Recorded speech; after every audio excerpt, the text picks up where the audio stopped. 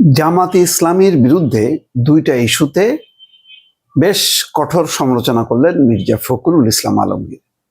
একটি হচ্ছে যে পিআরের কথা বলে এখন সুর নরম করে তারা নির্বাচনের প্রস্তুতি নিচ্ছে। 2 নম্বর হচ্ছে গত 10 বছর ফ্যাসিবাদ বিরোধী দৃশ্যমান কোনো আন্দোলন করেনি বা কিছু করেনি। কথাটা এক অর্থে সত্য, আবার অন্য দিক থেকে জামাতের পয়েন্ট অফ ভিউ থেকে আবার কথাটা সঠিক না। আবার গুরুত্বপূর্ণ বিষয় হচ্ছে, খেয়াল করেন, প্রায় প্রতিদিনই শুধু মির্জা ফখরুল ইসলাম আলমগীর নন, সব নেতাই জামাতের সমালোচনা করছে। কেন করছে? আপনাদেরকে বললাম যে এখন থেকে ধরেন আরো 6 মাস আগেও জামাত কোনো ইস্যু ছিল না বিএনপির সামনে। বিএনপির যে অবস্থাটা ছিল সেই অবস্থায় জামাত কোনো ফ্যাক্টর ছিল না, কিন্তু এখন বিএনপি টের পাচ্ছে জামাত একটা ফ্যাক্টর, বড় ফ্যাক্টর। নিজেদের দলীয় কোন্দল আর একটা হলো জামাতের জনসমর্থন মিলে এখন আমি আবারও বলি, জামাত আস্তে আস্তে গলা পর্যন্ত এখন হয়তো নাকের ডগা এসে ঠেকছে। এই কারণে জামাতকে এখন টার্গেট করতে হচ্ছে। এই নির্বাচনে প্রবল প্রতিপক্ষ জামাত। জামাত অনেকগুলো সুবিধা পাইছে, সেটা হচ্ছে বিএনপির মনোনয়ন নিয়ে যে আভ্যন্তরীণ কোন্দল বিবাদ, তার একটা সুযোগ।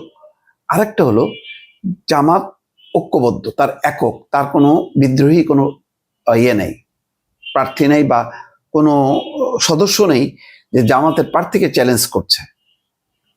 ফলে জামাতের সমস্ত নেতাকর্মীর জামাতের একটা সমস্যা হলো এই যে জামাত ক্যাডার ভিত্তিক দল, তার একটা নির্দিষ্ট ক্যাডারের বাইরে আর পাবলিকলি যাইতে পারে না। কিন্তু সেটা বোধহয় এখন আস্তে আস্তে পরিবর্তন হচ্ছে, মাস লেভেলে, একদম তৃণমূল লেভেলে, সাধারণ মানুষের লেভেলে ঢুকে যাচ্ছে।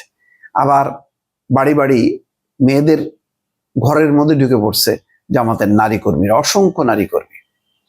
তারা ইসলাম, তার দুঃখ দুর্দশা, এটার থেকে মুক্তি, যে ধর্ম এবং সেই ধর্মের সাথে জামাত ইসলামীর একটা সম্পর্ক আছে, এটাকে তারা ট্যাগ করে এমন একটা অবস্থা তৈরি করছে যেটা বিএনপির ঘরের ভোটটা তারা টেনে নিয়ে আসতেছে।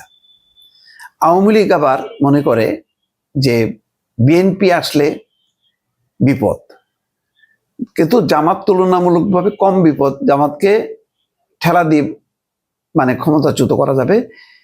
জামাত ক্ষমতা আসলে বিএনপি আর আওয়ামী লীগের একটা অলিখিত ঐক্য হয়ে যাবে। ফলে আপাতত জামাত হয়তো ক্ষমতা গেলেই মানে রক্ষা। আবার আরেকটা অংশ মনে করে যে জামাত সৎ, তাদের বিরুদ্ধে তেমন ব্যাপক হারে দুর্নীতি, দখলবাজি, এই সমস্ত অভিযোগ নেই। এই সমস্ত একটা বিবেচনা আছে, কিন্তু শেষ খেলা তো এখনো মানে কি শুরু হয়নি, বলা যাবে না এখনই। এখনো বেগম খালেদা জিয়া, তারেক রহমান নির্বাচনী মাঠে আসেনি। ফলে তারা যখন মাঠে আসবে, সরগরম করবে, তখন পরিস্থিতি ভিন্ন হবে। পিআর নিয়ে জামাত শুরু থেকে একটা ভুল লাইনে অগ্রসর হয়েছে, এটা সমর্থন পাওয়ার যোগ্য না। কারণ বাংলাদেশের যে সিস্টেমে, এই সিস্টেমে উচ্চ কক্ষে ঠিক আছে, কিন্তু নিম্ন কক্ষে আপনি পিআর দিলে সরকার গঠন করাটাই কঠিন হয়ে যাবে, এলোমেলো হয়ে যাবে। এটা একটা মানে শক্তিশালী কোনো সরকার না হলে দেশ চালাতে পারবে না, এটা অযৌক্তিক। আর গত 10 বছরে যেই মির্জা ফখরুল ইসলাম আলমগীর বলেছেন, এটা সত্য।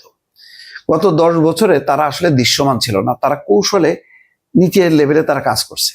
বিভিন্ন মসজিদকে, বিভিন্ন ধর্মীয় অবকাঠামোকে ধরে তারা ধীরে ধীরে ধীরে কাজ করছে। তারা আর সরাসরি মুখোমুখি কোনো আন্দোলনে যায়নি, যেটা বিএনপি করতে করতে 28 অক্টোবর মনে করেন বিশাল একটা শোডাউন। ওই পাশে জামাত করতেছে শান্তিপূর্ণভাবে, আর এইদিকে বিএনপির সাথে ফাইট হচ্ছে। তাহলে এক ধরনের আপোষ, এক ধরনের কি বলে আত্মরক্ষামূলক কর্মসূচি দেখেছে, কিন্তু বিএনপি কিন্তু ফাইট দিয়ে গেছে। ফাইট দিতে দিতে মানে এই ফাইটটা যদি না থাকতো বিএনপির, তাহলে আর শেখ হাসিনার সামনে কোনো বাধা ছিল না।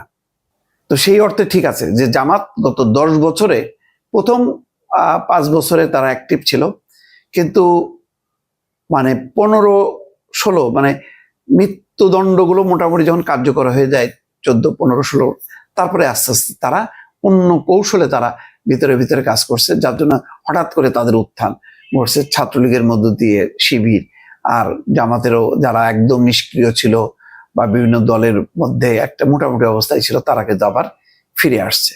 এবং এই কৌশলটাও আবার তাদের দিক থেকে তারা সাকসেসফুলি সামনে আগাইছে। দর্শক।